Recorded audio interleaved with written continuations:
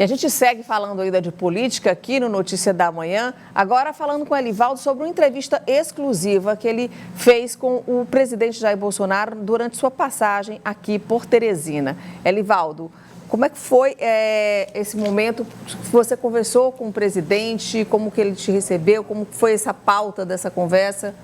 Bom, Daniela, o presidente Bolsonaro revelou muita serenidade, muita tranquilidade. Ele abordou vários temas relacionados desde programas sociais, investimentos na região Nordeste, até essas situações que têm tumultuado um pouco a relação do presidente com poderes como o judiciário, principalmente. Ele, inclusive, denunciou o ministro Alexandre de Moraes de favorecer adversário por ter interesse, inclusive, de ligações com o candidato a vice-presidente da chapa de Lula. Bolsonaro falou também sobre a expectativa de relação com o Congresso, com base na eleição já do dia 2 de outubro, que, se reeleito, vai ter uma espécie de relação mais tranquila entre executivo e legislativo. E, claro, da reta final da campanha, a expectativa que o presidente Jair Bolsonaro tem para chegar à frente do adversário no dia 30 de outubro.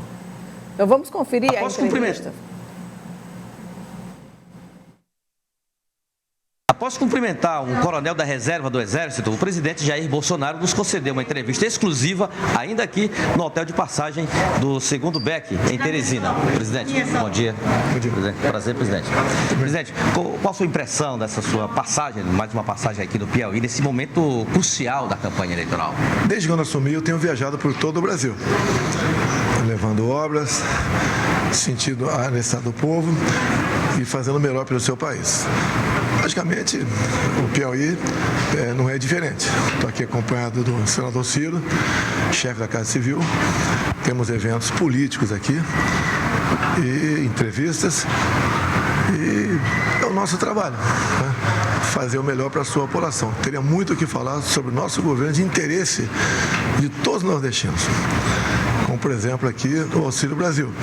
Até há pouco tempo era o Bolsa Família, uma quantia irrisória que era paga, né? E assim mesmo impedia as pessoas de conseguir um emprego, porque ele perderia o Bolsa Família. Mudamos aí. Criamos o Auxílio Brasil, pelo menos 3 vezes maior do que o Bolsa Família. Hoje todo mundo recebe no mínimo R$600. O Bolsa Família começava com R$40. Ou seja, conseguimos um auxílio, um benefício a 21 milhões de famílias, em grande parte do Nordeste, e de forma definitiva.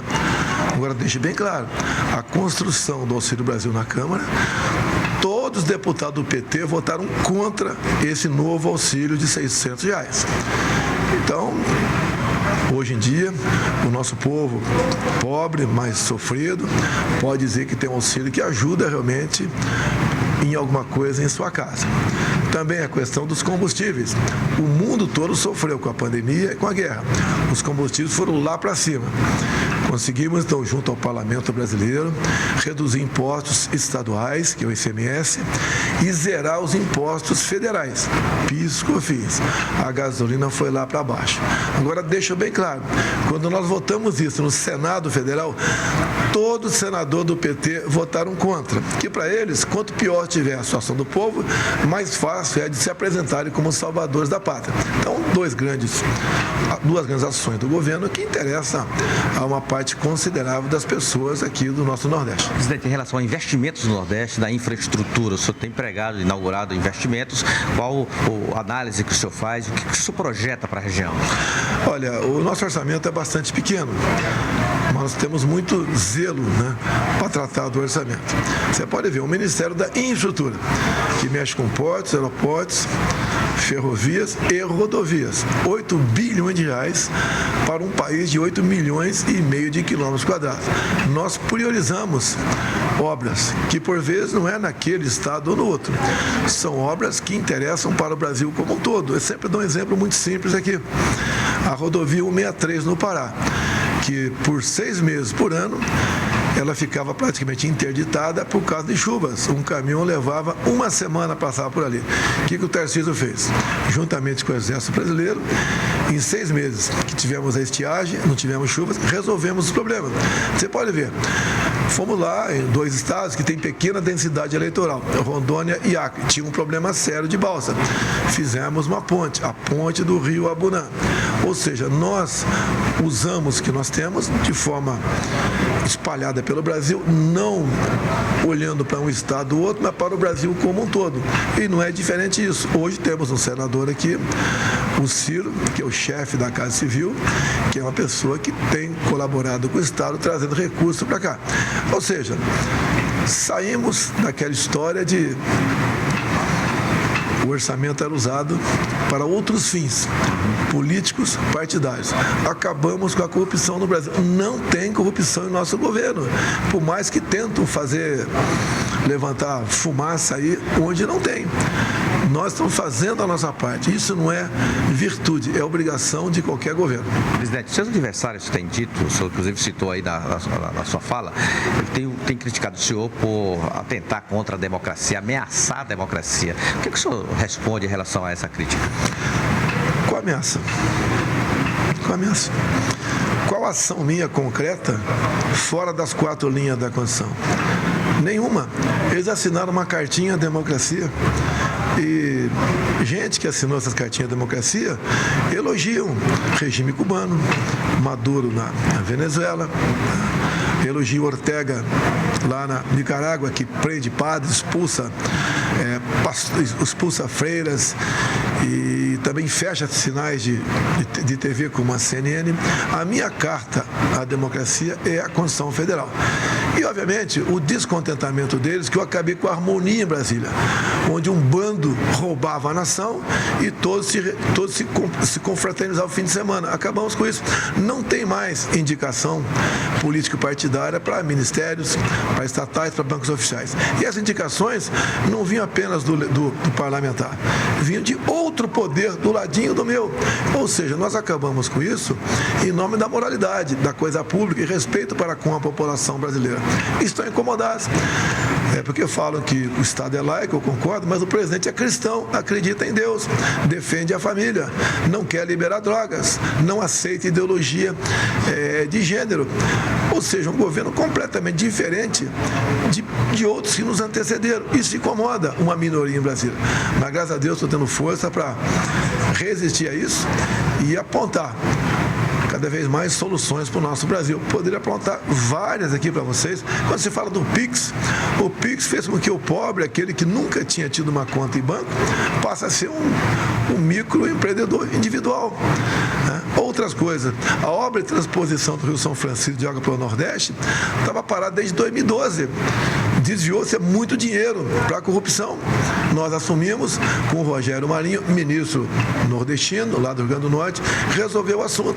O reconhecimento é tanto que ele foi eleito senador lá pelo Rio Grande do Norte.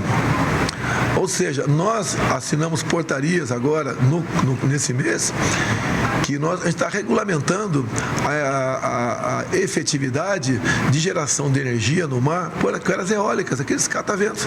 O potencial de gerar energia é o equivalente a 50 Itaipus.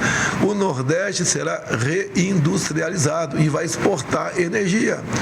Escolhemos o Nordeste não é porque era o Nordeste, é porque era o único local adequado no Brasil, um dos poucos no mundo em condições para isso.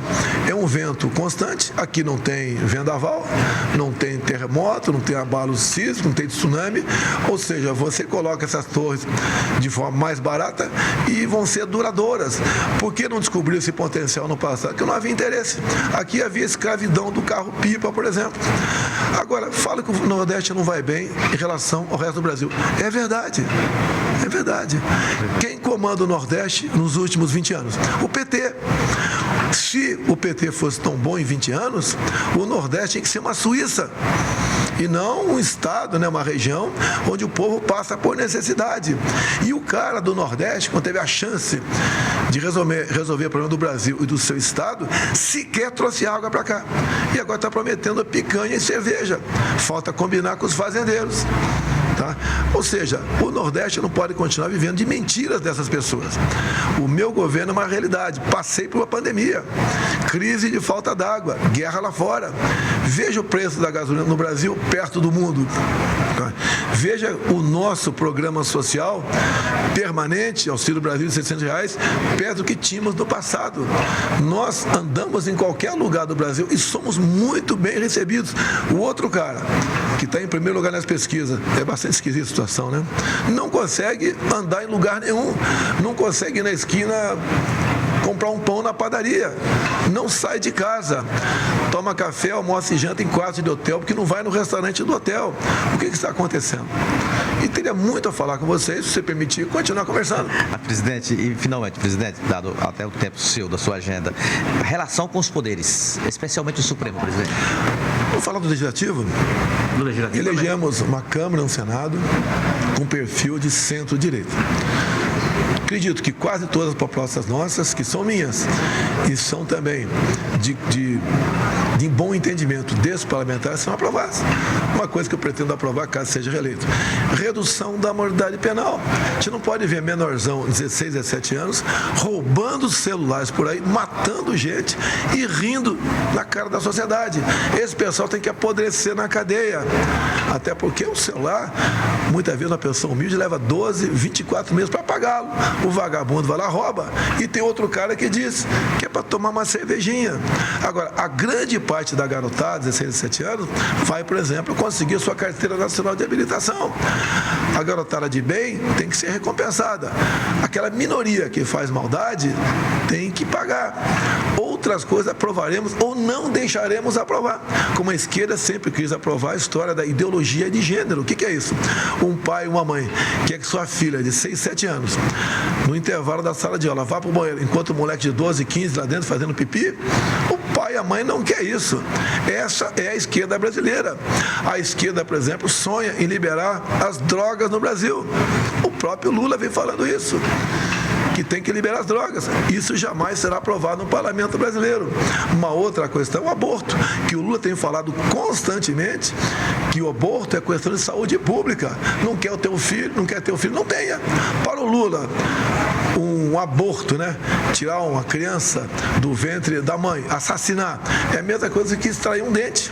Jamais nós aprovaremos uma pauta no tocante ao aborto. Ou seja, somos um governo, e agora grande parte do parlamento, que nos orgulha, que defende a família. Judiciário.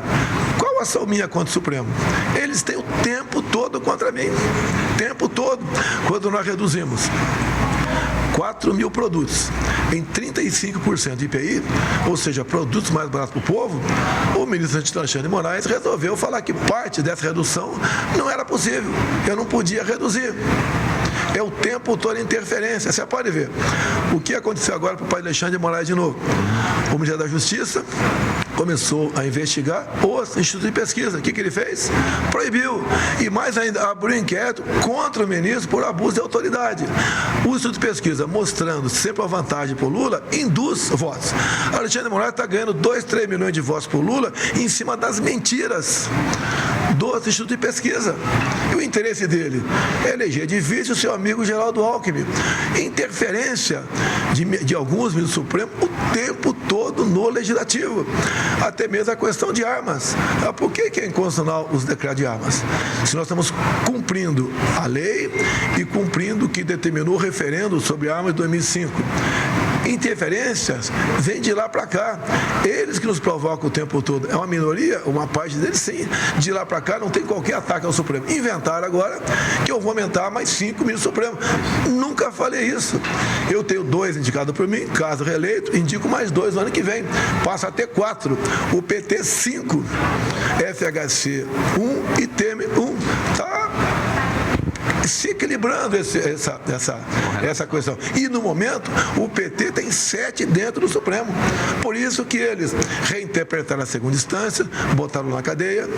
Por isso eles resolveram descondenar o Lula, zeraram a condenação dele. Ele não foi absolvido. Então ele deixou de ter condenação em 2 instâncias. Daí passou a ser elegível. É o candidato de 7 do Supremo, Luiz Inácio Lula da Silva. Presidente, e para terminar, o que o senhor programa, qual a sua expectativa para as 2 semanas semanas últimas da campanha eleitoral? O que o senhor projeta? O projeto é mostrar o que nós fizemos, pedir o apoio especial de prefeitos, que na ponta da linha tem um menor contato com a população, e ao mostrar o que nós fizemos, o que o outro lado fez ao longo de 14 anos, ganhar o voto deles. Você pode ver, há poucos anos era comum por aqui atrasar pagamento de servidores estaduais e municipais, parcelar 13º, acabou com isso. Nós transferimos recursos diretamente para governadores e prefeitos, independente da coloração político-partidária deles. Tratamos com dignidade os governadores e prefeitos. Assim sendo, acredito que eu posso agora pedir o voto para eles. E eles, obviamente, vão estudar, analisar se há interesse ou não de votar em mim ou voltar àquela outra pessoa, né, que por 14 anos assaltaram o Brasil e nada fizeram por ninguém. Eleitores de Tebet, Ciro, pequena margem de indecisos. O senhor pretende, além de buscar esses eleitores, buscar também reverter votos que estão intencionados para o adversário? Olha, do meu lado para lá não vai voto. De lá para cá está vindo bastante. Não tem eleitor de Tebet e Ciro. O eleitor, tá, ele não deve o voto àquele candidato. O candidato não é dono do voto de ninguém. As pessoas, naturalmente, quando um candidato perde ou desiste, ele faz um estudo e reverte o seu voto. Eu acredito que eu ganho no primeiro turno, acredito sim, tá? E tenho certeza que tenho votos o suficiente para ganhar no segundo turno.